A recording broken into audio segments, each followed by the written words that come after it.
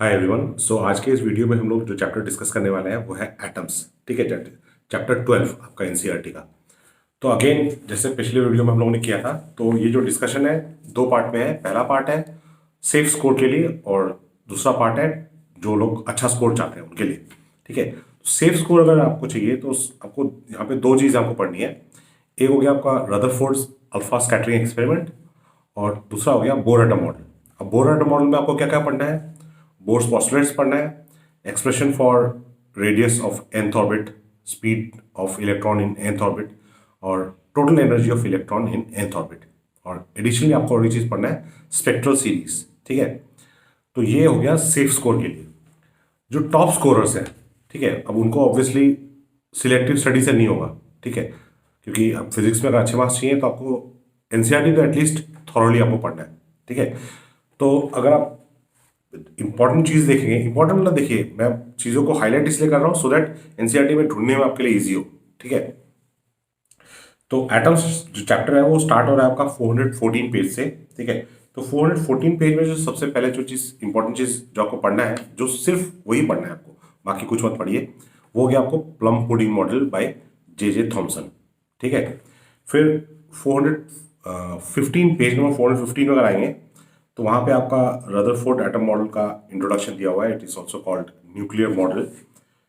नीचे देखेंगे alpha scattering experiment, वहां टॉपिक स्टार्ट होता है 415 पेज। ठीक है, तो यहाँ पे आपको क्या क्या चीजें देखनी है अल्फा स्कैटरिंग एक्सपेरिमेंट में। एक हो गया observation and conclusion from alpha scattering experiment. ठीक है, ये आपका पेज नंबर 416 और 417 में दिया हुआ है। फिर 418 पेज में आपको सिर्फ एक ही चीज आपको पढ़ना है कि इम्पैक्ट पैरामीटर क्या होता है। ठीक है, इम्पैक्ट पैरामीटर क्या होता है। अच्छा, अब ये जो डायग्राम है, डायग्राम के बगल में एक चीज आपको देखना है कि जो इम्पैक्ट पैरामीटर है, ठीक है, हेड ऑन कोलिजन के लिए इम्पैक्ट पैरामीटर के लिए एंगल थीटा इक्वल टू कितना दिया हुआ है, पाई दिया हुआ है। ठीक है, और फॉर लार्ज इम्पैक्ट, ठीक है, इम्पैक्ट पैरामीटर अगर बड़ा है उस केस में theta is equal to 0 degree. अभी थीटा क्या है? थीटा है आपका डिविएशन। ठीक है, बाद आपको नेक्स्ट आना है energy, total energy of electrons. ठीक है, ये आपका page number 420। Rutherford atom model में भी आपका एनर्जी ऑफ इलेक्ट्रॉन है। बोर एटम मॉडल में तो कैलकुलेट करना ही है। ठीक है, बट रदरफोर्ड एटम मॉडल में भी energy of electron, expression for potential energy, expression for kinetic energy and expression for total energy, ये आपका पेज नंबर 420 में दिया हुआ है। ठीक है, उसके बाद एटॉमिक स्पेक्ट्रा। अब ये स्पेक्ट्रल सीरीज जो है, अब spectral series Lyman series, Balmer series, ये जो सीरीज है ये बोर एटम मॉडल में भी है, ये आपका रदरफोर्ड एटम मॉडल में भी है। ठीक है, और रदरफोर्ड एटम मॉडल में एक्स्ट्रा नाम भी यहाँ पे यूज किया है जो आपका पेज नंबर 421 में दिया हुआ है, बाल्मर सीरीज का H alpha line, H beta line और एच गामा लाइन। ठीक है, तो एग्जाम में पूछ सकते हैं कि एच अल्फा लाइन का वेवलेंथ कितना है, एच बीटा लाइन का कितना है, एच गामा लाइन का कितना है। तो ये पेज नंबर 421 में दिया हुआ है। ठीक है, this is in addition to जो नॉर्मल नेमिंग है, लेमन, बाल्मर, पास्टन। ठीक है, अच्छा, उसके बाद आते हैं हम लोग shortcoming of Rutherford atom model. ठीक है, ये आपका बोर एटम मॉडल जहां पे स्टार्ट होता है वहीं पे ये चीज एक्सप्लेन किया हुआ है। फिर नेक्स्ट टॉपिक है बोर एटम मॉडल। तो बोर एटम मॉडल में आपका पेज नंबर 424 में आपका बोर्स पॉस्टुलेट्स दिया है। ठीक है, तो बोर्स पॉस्टुलेट्स अगर आता है आपके एग्जाम में तो वो 3 मार्क्स आएगा। ठीक है, बट अगर पूछते हैं एक्सप्लेन बोर्स क्वांटाइजेशन कंडीशन तो वो 1 मार्क के लिए भी आ सकता है, 2 मार्क के लिए भी आ सकता है।